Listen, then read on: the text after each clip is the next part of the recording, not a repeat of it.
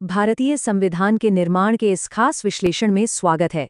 आज हम इतिहास के उन पन्नों को पलटेंगे और कुछ ऐसे जटिल ऐतिहासिक तथ्यों को एक बहुत ही स्ट्रक्चर्ड और मेमोरेबल ब्लूप्रिंट में बदलेंगे जो एसएससी जैसी प्रतियोगी परीक्षाओं में स्कोर करने के लिए एकदम परफेक्ट है। ये सिर्फ इतिहास नहीं है, ये हमारे राष्ट्र की नींव का वो ढांचा है जिसे समझना परीक्षा क्रैक करने के लिए बिल्कुल जरूरी है। तो चलिए इस सफर की रूपरेखा देख लेते हैं। हमारी शुरुआत होगी 1946 में रखी गई नींव से।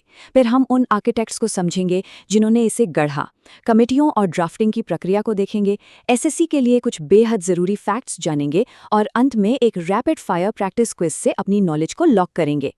Section 1, setting the foundation. किसी भी विशाल राष्ट्र के निर्माण के लिए एक बहुत ही मजबूत नींव की जरूरत होती है, और भारत के मामले में वो ऐतिहासिक जमीन 1946 में तैयार की गई थी। अब जरा इस क्रोनोलॉजी पर ध्यान दें। कैबिनेट मिशन प्लान की मंजूरी से लेकर सितंबर में अंतरिम सरकार के बनने तक और फिर सीधा दिसंबर में जवाहरलाल नेहरू द्वारा पेश किए गए ऑब्जेक्टिव रेजोल्यूशन तक का ये सफर, यही वो समय था जिसने हमारे संविधान के बुनियादी सिद्धांतों को तय किया। अक्सर इन ऐतिहासिक शब्दों में कन्फ्यूजन होता है ना। इसे एक बहुत ही आसान उदाहरण से समझते हैं। डोमिनियन स्टेटस का मतलब ऐसा है जैसे घर का सारा खर्च और फैसले किराएदार कर रहा है, लेकिन मकान का मालिकाना हक अभी भी ब्रिटिश साम्राज्य रूपी मकान मालिक के पास ही है। दूसरी तरफ पूर्ण स्वराज का सीधा सा मतलब है इस घर के इकलौते और पूर्ण मालिक अब हम खुद हैं, कोई और नहीं। अब एसएससी के मैचिंग वाले सवालों के लिए ये पॉइंट बहुत ही क्रूशियल है। अंतरिम सरकार के इन मंत्रालयों को तो एकदम रट लेना चाहिए। जैसे सरदार पटेल ने गृह मामले यानी होम अफेयर्स संभाले और बलदेव सिंह जी ने रक्षा यानी डिफेंस का जिम्मा उठाया। ये वो डेटा है जो सीधे सीधे मार्क्स दिलाता है। Section 2, the constituent assembly architects. चलिए देखते हैं कि कैसे ये नींव संविधान सभा के गठन की ओर ले जाती है, जहां मुख्य वास्तुकारों को हमारे देश का ब्लूप्रिंट तैयार करने के लिए चुना गया था। यहाँ नंबर्स में आई इस भारी गिरावट को नोटिस करना बहुत जरूरी है। विभाजन यानी पार्टीशन से पहले संविधान सभा की कुल स्ट्रेंथ 389 सदस्य थी, लेकिन भारत के विभाजन के बाद ये संख्या लाजमी तौर पर घटकर 299 सदस्य रह गई। एग्जाम में ये दोनों ही आंकड़े अक्सर फंसाने के लिए पूछे जाते हैं, तो इन्हें याद रखना है। एग्जाम के नजरिए से ये स्पेसिफिक रोल्स अत्यंत हाई यील्ड हैं। बीएन राव का संवैधानिक सलाहकार यानी कॉन्स्टिट्यूशनल एडवाइजर होना और एसएन मुखर्जी का चीफ ड्राफ्ट्समैन के रूप में काम करना, ये वो जानकारी है जो सीधे सवाल बनकर सामने आती है। और एक दिलचस्प बात, संविधान सभा का प्रतीक एक हाथी था। ये अपने आप में इस काम की विशालता को दर्शाता है। Section 3, committees and code drafts. Architects के पदभार संभालने के बाद इतने बड़े काम को पूरा करने के लिए इसे अलग अलग एक्सपर्ट टीमों यानी कमिटियों में बांट दिया गया। तो चलिए प्रमुख कमिटियों के इस ब्रेकडाउन को समझते हैं। ये एग्जामिनर्स का बिल्कुल फेवरेट टॉपिक है, जहां सटीक जोड़े मिलाने होते हैं।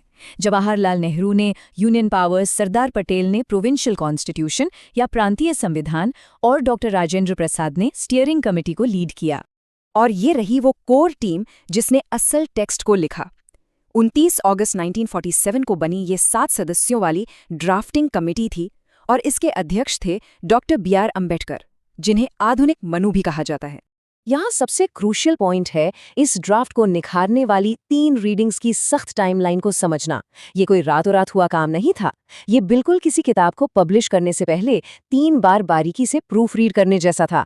नवंबर 1948 से शुरू होकर नवंबर 1949 तक इन 3 चरणों में एक एक क्लॉज पर बहस हुई, तब जाकर इसे अंतिम रूप से अपनाया गया। Section 4, crucial facts for SSC.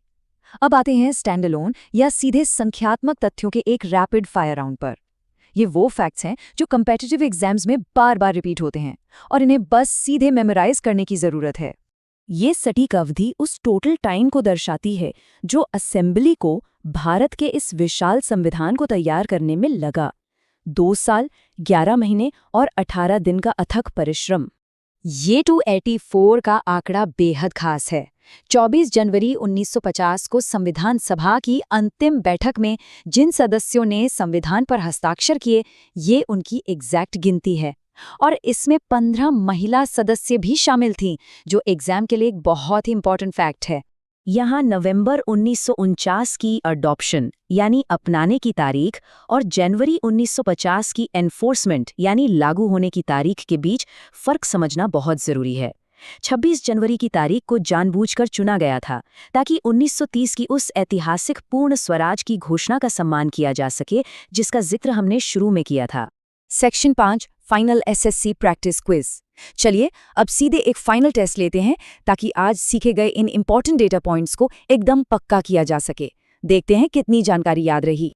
पहला सवाल, संविधान सभा के उस सबसे पहले अस्थायी नेता के बारे में सोचें जिन्हें औपचारिक चुनाव होने से ठीक पहले चुना गया था। जवाब है डॉक्टर सच्चिदानंद सिन्हा। दूसरा सवाल, एक बार जब वो अस्थायी चरण समाप्त हो गया तो किस राजनेता को स्थायी रूप से सभा का अध्यक्ष चुना गया जो बाद में भारत के पहले राष्ट्रपति भी बने? बिल्कुल सही, डॉक्टर राजेंद्र प्रसाद। तीसरा सवाल, सत्ता हस्तांतरण के उस टेंशन वाले समय को याद करें। उस समय ब्रिटिश क्राउन को रिप्रेजेंट करने वाले भारत के अंतिम वाइसरॉय कौन थे? इसका जवाब है लॉर्ड माउंटबैटन। चौथा सवाल, कमेटियों वाली लिस्ट को याद करें। यूनियन पावर्स और स्टेट्स कमेटी को किस प्रमुख राष्ट्रीय नेता ने संभाला था? सही उत्तर है जवाहरलाल नेहरू।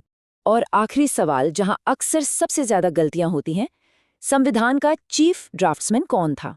यह सवाल ड्राफ्टिंग कमेटी के चेयरमैन और असल चीफ ड्राफ्ट्समैन के बीच के फर्क को परखता है। चेयरमैन डॉक्टर अंबेडकर थे, लेकिन चीफ ड्राफ्ट्समैन एसएन मुखर्जी थे। हमारा ब्लूप्रिंट पूरा हो चुका है, लेकिन इसमें महारत हासिल करने के लिए लगातार रिवीजन जरूरी है। जरा सोचें, इन ऐतिहासिक आर्किटेक्ट्स ने कैसे एक आधुनिक राष्ट्र का ढांचा खड़ा किया। आज के इस ब्लूप्रिंट में ऐसा कौन सा स्ट्रक्चरल फैक्ट था जिसने सबसे ज्यादा चौंकाया और जिसे एग्जाम के लिए एक बार फिर से रिवाइज करने की जरूरत है? इसी सवाल के साथ आज के इस विश्लेषण को यहीं खत्म करते हैं। सीखते रहें और आगे बढ़ते रहें।